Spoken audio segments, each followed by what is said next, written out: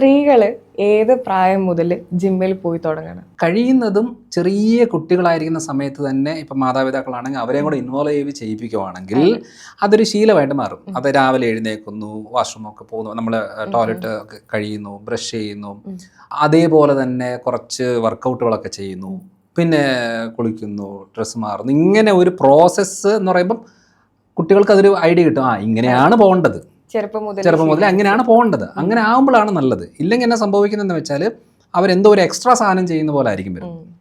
അപ്പോൾ അതുകൊണ്ട് തന്നെ ചെറിയ പ്രായത്തിൽ ഇപ്പം ഞാൻ ജിമ്മിൽ എൻ്റെ വീടിൻ്റെ മുകളിലൊരു ജിം സെറ്റപ്പ് ചെയ്തിരുന്നു. അവിടെ വർക്കൗട്ട് ചെയ്യുമ്പോൾ എൻ്റെ ചെറിയ കുഞ്ഞു വരും, ജിയ എന്നാണ് പേര്. അപ്പോൾ ജിയ വരുമ്പോഴാണെങ്കിലും ഞാൻ ചെയ്യുന്നത് കണ്ടിട്ട് എന്തൊക്കെയോ ചെയ്യും. അപ്പോൾ ഓക്കെയാണ്.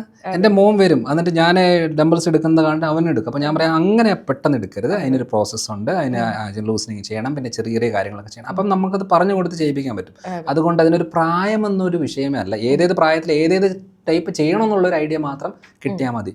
അതായത് എത്ര പ്രായമായാലും ചെറിയ രീതിയിലുള്ള വെയിറ്റ് എടുത്തിട്ടുള്ള മസിൽ സ്ട്രെങ്തനിങ് എക്സസൈസാണ് ഭയങ്കര ഇമ്പോർട്ടൻറ്റ്. ചിലവർ ഓടി ചാടിയൊക്കെ ചെയ്യുമല്ലോ, അത് ഈ ചില കണ്ടീഷന് നല്ലതല്ല.